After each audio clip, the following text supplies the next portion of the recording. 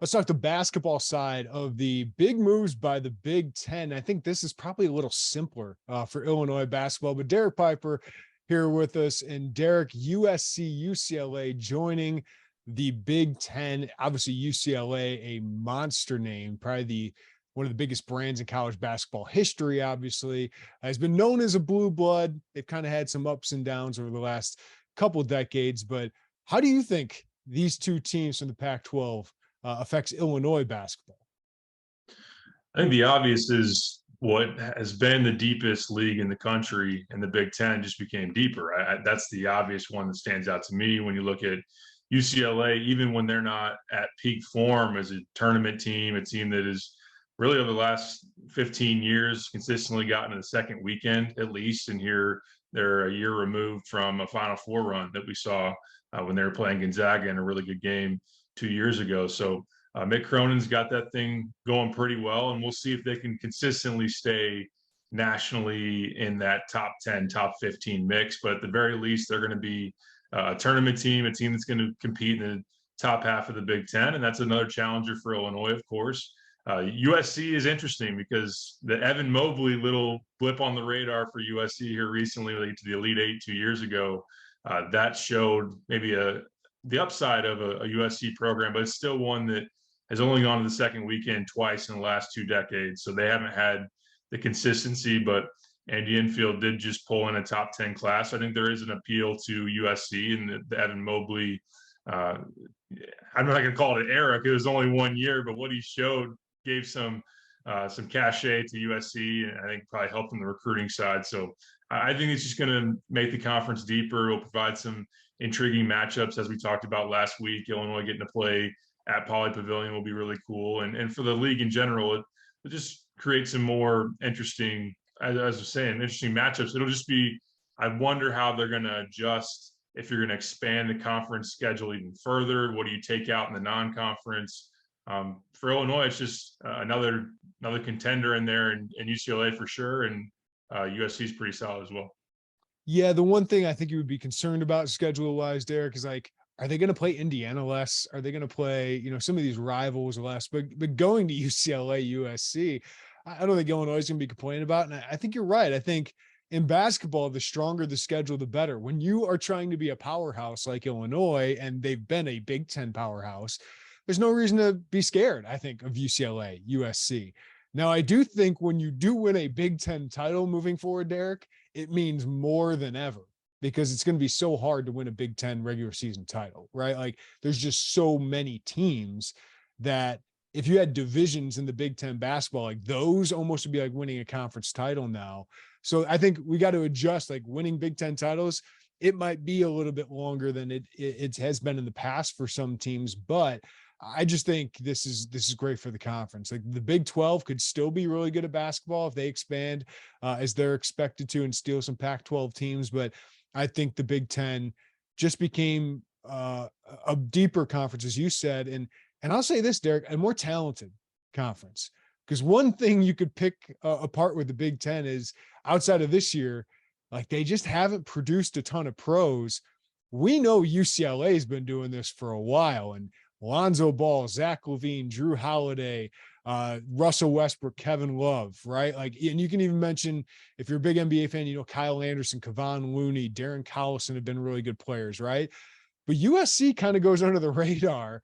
They draw talent. Now, they haven't had a lot of great teams there, but they draw talent, and Andy Enfield is doing a really good job. But just over the last 15 years, look as far as Chicago, right? DeMar DeRozan, Nikola Vucevic, Nick Young, OJ Mayo, Onyeka Okongwu just was a top 10 pick. And of course, you mentioned Evan Mobley, who could be one of the stars of the league in a couple of years. So I think it just helps the Big Ten talent level and the recruiting reach, Derek. I mean, now, I think Illinois is kind of looked countrywide, globally to recruit. Maybe your brand gets into some LA homes, and all of a sudden kids watch, whether it's Ty Rodgers or, Sky Clark, who's from the West, right? Like, he's played in the West here recently. Maybe your brand can expand a little bit, and you can get guys like Jazz Gardner and all that, right? Yeah, potentially your brand does extend out there. And those players that maybe get overlooked by UCLA or USC. Not saying that Illinois is in a position where they need to find overlooked pieces, but I think that also just go out there and contend with them, knowing that they might get that return home type of games at UCLA, at USC for players that certainly, I think a lot of times at least want to see their families at some games. I know that that could be a value to them. And yeah, no doubt on the talent standpoint, I think it's very interesting stylistically. Like, is this going to push the Big Ten, those that are still in that 1980s, 1970s style of basketball?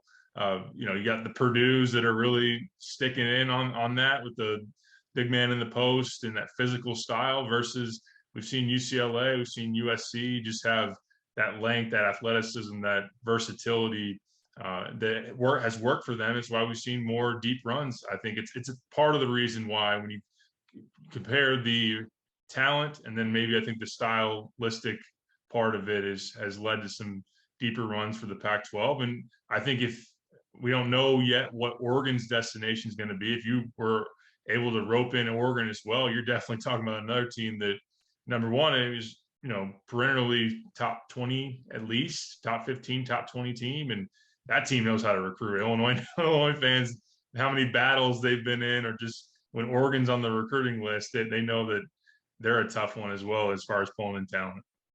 Yeah, I didn't even mention Coleman Hawkins from California, right? Sacramento, and he's on Illinois. Yeah, Derek, I asked Joey, and we know football's driving this thing, right?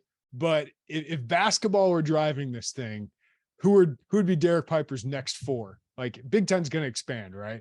Who would be your next four? So you can throw out Notre Dame, right? You don't got to put football into this. If you were just picking basketball teams, who would you want to add to this? Oh man, just picking basketball teams. Let's take Arizona. Let's take Oregon. Let's take Kansas. And can we dip it in the ACC? Is that something we can do? Some people are throwing out like Carolina and Duke. Like, is that possible?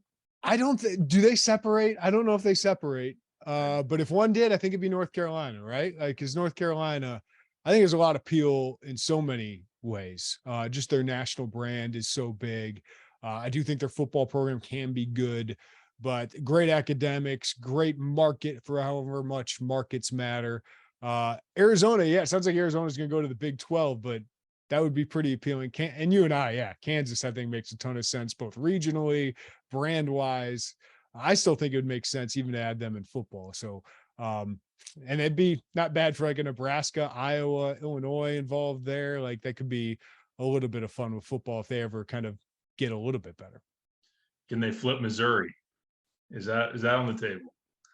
They always made sense, didn't they? Like, I always felt like Missouri made more sense in the Big Ten than it did in the SEC. Yeah, I agree. But yeah, Kansas, oh man, Kansas, UCLA, Illinois, Indiana, Michigan State, like on down the line. North Carolina. Let's do it. Yeah, because the Big 12 can build up, and that seems like they got a penchant for basketball. Oregon, Arizona, they're going after, according to reports. But man, if the Big 10 could add some of those programs too. Big Ten basketball is in a good place. Illinois basketball is in a good place. And Derek, I don't think this changes any of that, right? Definitely not. I know that some are going to say it's outside of the traditional Big Ten footprint, and that's going to rub some people the wrong way. And you're going to get inevitably a 10 o'clock Central Time tip when your team's playing out, whether it's USC, UCLA, if they do add an Oregon type, and that will fire up some complaints on the old Twitterverse. But other than that, it just continues to further the product. It adds more good teams. I think that we already like it. And there's obviously a lot more flexibility in basketball to play a more diverse schedule and to go different places where football's a little bit more locked in. We only have a select amount of non-conference, but I mean, why not where we've seen Brad in Illinois want to go play. You even see it this year, go to New York, go to Las Vegas, adding a couple that are just going to be part of your conference is fine. I think it'll be interesting to see how big is the conference season. Is it 24 games? Is it 25 games? I was looking and I looked up that the Gavitt Games contract, I think, ends after this year. I think it was an 8-year deal, and maybe that's something that you don't ultimately renew. I think you'd still want, if the ACC is staying together, the ability to play some Big Ten ACC Challenge and some flexibility to play the Maui, the Thanksgiving tournaments. But yeah, I think it's all really interesting. And yeah, Big Ten basketball is still going to have that quality. But to be the Bill Walton Conference of Champions, it needs a champion because Maryland's still the last one of this group. You even throw in USC and UCLA as far as teams that are now in the Big Ten to win a title is Maryland back early 2000s. Yeah, the more you expand, the more chances you get of ending that streak. So that's a great way to end it. Derek Piper, thank you, buddy. Absolutely, man.